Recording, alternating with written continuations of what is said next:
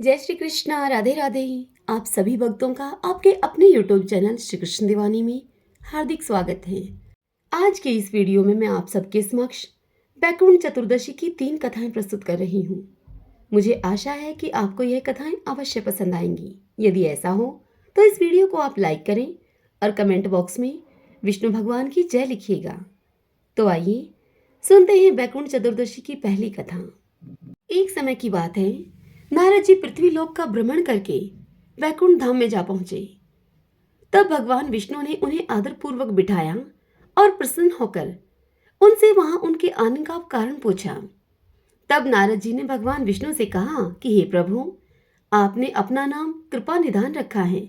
इससे आपके जो प्रिय भक्त हैं वही तर पाते हैं, किंतु जो सामान्य नर नारी हैं वह तो वंचित ही रह जाते हैं। इसलिए आप मुझे कोई ऐसा सरल मार्ग बताइए जिससे कि सामान्य भक्त भी आपकी भक्ति करके मुक्ति को प्राप्त हो सके। नारद जी की इस बात को सुनकर विष्णु भगवान उनसे बोले, हे नारद, कार्तिक शुक्ल पक्ष की चतुर्दशी को जो भी नर नारी इस व्रत का पालन करेंगे और श्रद्धा भक्ति से मेरी पूजा अर्चना करेंगे, उनके लिए स्वर्ग के द्वार साक्षात खुले रहेंगे। नारद जी से इस प्रकार कहकर भगवान विष्णु ने अपने द्वारपाल जय और विजय को बुलाया और उन्हें यह आदेश दिया कि कार्तिक शुक्ल चतुर्दशी को स्वर्ग के द्वार खुले रखे जाएं। और फिर नारद जी से भगवान विष्णु कहते हैं कि हे नारद, इस तिथि में जो भी भक्त मेरा थोड़ा सा भी नाम लेकर पूजन करेगा वह सीधा बैकुंठ धाम को प्राप्त करेगा। श्रीमन नारायण नारायण हरि हरि, भजमन नारायण नारायण हरि हरि। आइए भगतजनों, अब हम बैकुंठ चतुर्दशी की दूसरी कथा सुनते हैं। पूर्व काल की बात है, अवंतीपुरी में धनेश्वर नाम का एक ब्राह्मण रहता था। वह ब्राह्मणों उचित कर्म से भ्रष्ट, पाप प्रायण और खोटी बुद्धि वाला था। रस, कंबल और चमड़ा आदि बेचकर तथा झूठ बोलकर वह अपनी जीविका चलाता था। उसका मन चोरी, वैश्यागमन, मदिरापान और जुए आदि में सदा ही आसक्त रहता था। एक बार वह खरीद बिक्री के काम से देश देशांतर में भ्रमण करता हुआ महिष्मतीपुरी में जा पहुंचा, जिसकी 4 दीवारियों से सटकर बहने वाली पाप नाशनी नर्मदा नदी सदा ही सुशोभित होती रहती है। वहां कार्तिक का व्रत करने वाले बहुत से मनुष्य अनेक गांवों से स्नान करने के लिए आए थे। धनेश्वर ने उन सभी को देखा। कितने ही ब्राह्मण स्नान करके यज्ञ और देव पूजन में लगे हुए थे। कुछ लोग पुराणों का पाठ करते और कुछ लोग उन्हें सुनते थे। कितने ही भक्त नाच गान, दान और वाद के द्वारा भगवान विष्णु की स्तुति में संलग्न थे। धनेश्वर प्रतिदिन घूम घूम कर वैष्णवों के दर्शन करता, उनका स्पर्श पाता और उनसे वार्तालाप करता था। इससे उसे श्री विष्णु के नाम सुनने का शुभ अवसर प्राप्त होता था। इस प्रकार वह 1 मास तक वहां टिका रहा। कार्तिक व्रत के उद्यापन में भक्त पुरुषों ने जो श्री हरि के समीप जागरण किया, धनेश्वर ने उस जागरण को भी देखा। उसके बाद पूर्णिमा को व्रत करने वाले मनुष्यों ने जो ब्राह्मणों और गौओं का पूजन आदि किया तथा दक्षिणा और भोजन आदि दिए, उन सभी का उसने अवलोकन किया, यानी कि उस सब को देखते हुए उसने अपना मंथन किया। तत्पश्चात सूर्यास्त के समय श्री शंकर जी की प्रसन्नता के लिए तो दीप उत्सर्ग की विधि की गई। उस पर भी धनेश्वर की दृष्टि पड़ी। उस तिथि को भगवान शंकर ने तीनों पुरों का दाह किया था। इसीलिए भक्त पुरुष उस दिन दीपोत्सर्ग का महान उत्सव किया करते हैं। इस कथा को सुनाते हुए भगवान श्री कृष्ण सत्यभामा से कह रहे हैं कि हे सत्यभामा, जो मुझ में और भगवान शिव में भेद बुद्धि करता है उसके सारे पुण्य कर्म निष्फल हो जाते हैं। धनेश्वर नर्मदा नदी के तट पर नृत्य आदि देखता हुआ वहां पर घूम रहा था। इतने में ही एक काले सांप ने उसे काट लिया। वह अब व्याकुल होकर पृथ्वी पर गिर पड़ा। उसे गिरा हुआ देखकर बहुत से मनुष्यों ने दयावश उसको चारों ओर से घेर लिया और तुलसी मिश्रित जल के द्वारा उसके मुख पर छींटे देना अब आरंभ किया। धनेश्वर के देह त्याग के पश्चात यमराज के दूतों ने उसे बांधा और क्रोधपूर्वक कोड़ों से पीटते हुए वे उसे सैमनीपुरी को ले गए। चित्रगुप्त ने धनेश्वर को देखकर उसे बहुत फटकारा और उसने बचपन से लेकर मृत्यु पर्यंत जितने भी दुष्कर्म किए थे वे सब उन्होंने यमराज को बताए। चित्रगुप्त यमराज से बोले कि हे प्रभु, बचपन से लेकर मृत्यु पर्यंत इसका कोई पुण्य नहीं दिखाई देता। यह दुष्ट केवल पाप का मूर्तिमान स्वरूप दिख पड़ता है, अतः इसे कल्प भर नरक में पकाया जाए। यह सुनकर यमराज बोले कि हे प्रेतराज, केवल पापों पर ही दृष्टि रखने वाले इस दुष्ट को मुदगरों से पीटते हुए लेकर जाओ और तुरंत ही कुंभीपाक नरक में इसे डाल दो। अब यमराज की आज्ञा पाकर प्रेतराज उस पापी धनेश्वर को लेकर चला। मुदगरों की मार से उसका मस्तक विदीर्ण हो गया था। कुंभीपाक नरक में तेल के खोलने का खलखल का शब्द हो रहा था। तब प्रेतराज ने उसे तुरंत ही उसमें डाल दिया।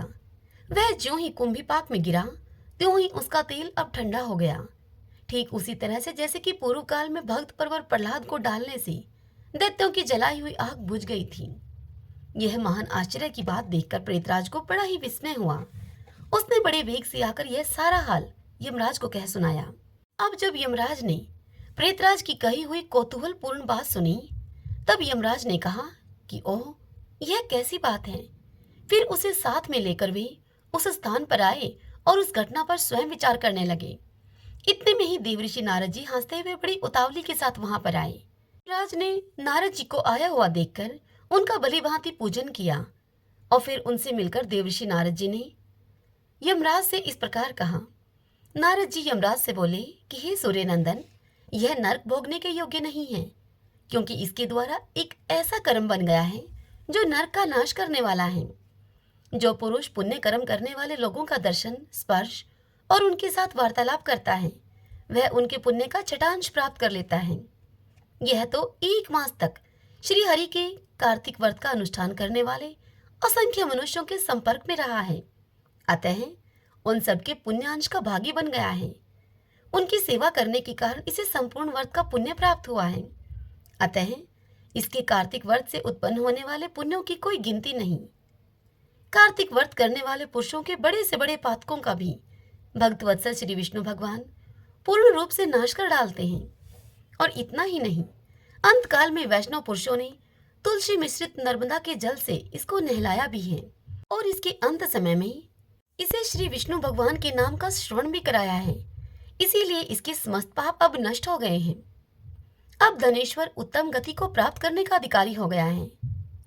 यह वैष्णव पुरुषों का कृपा पात्र है, इसलिए इसे नरक में न पकाओ।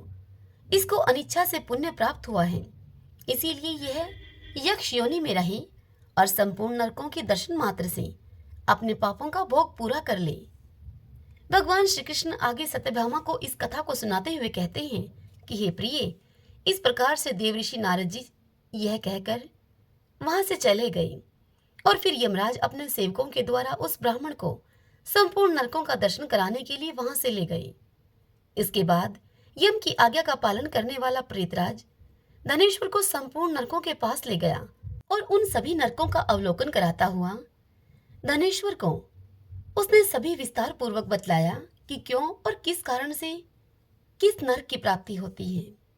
और फिर अंत में कहने लगा कि हे धनेश्वर, तुम्हें कार्तिक व्रत करने वाले पुरुषों का संसर्ग प्राप्त हो चुका था, इसीलिए अधिक पुण्य राशि का संचय हो जाने से नरकों के कष्ट से तुम्हें छुटकारा मिल गया।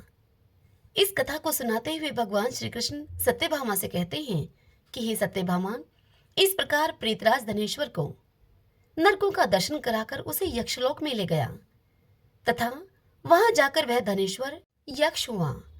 श्रीमन नारायणे नारायणे हरि हरि, भजमन नारायणे नारायणे हरि हरि। आइए भगतजनों, अब हम बैकुंठ चतुर्दशी की तीसरी कथा सुनते हैं।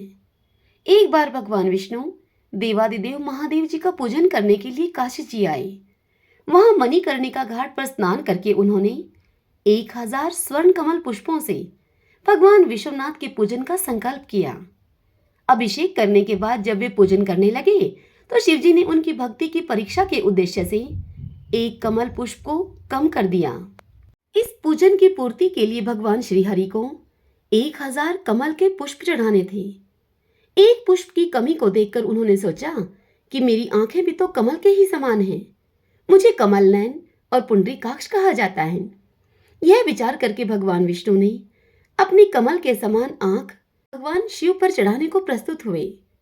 तब भगवान विष्णु की इस अगाध भक्ति से प्रसन्न होकर भगवान शंकर प्रकट हो गए और उनसे बोले कि हे विष्णु, तुम्हारे समान संसार में कोई दूसरा मेरा भगत नहीं है।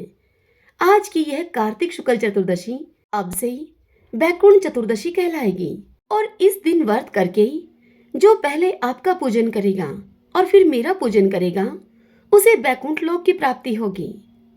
भगवान शिव ने इसी बैकुंठ चतुर्दशी को करोड़ों सूर्यों की कांति के समान वाला सुदर्शन चक्र विष्णु जी को प्रदान किया था। शिव जी तथा विष्णु जी कहते हैं कि इस दिन स्वर्ग के द्वार खुले रहेंगे। मृत्यु लोक में रहने वाला अर्थात धरती पर रहने वाला कोई भी व्यक्ति जो कोई भी इस व्रत को करता है वह अपना स्थान बैकुंठ धाम में सुनिश्चित करेगा। श्रीमन नारायण नारायण हरि हरि भजमन नारायण नारायण हरि हरि। सभी बोलिए विष्णु भगवान की जय, शंकर भगवान की जय। ओम नमो भगवते वासुदेवाय।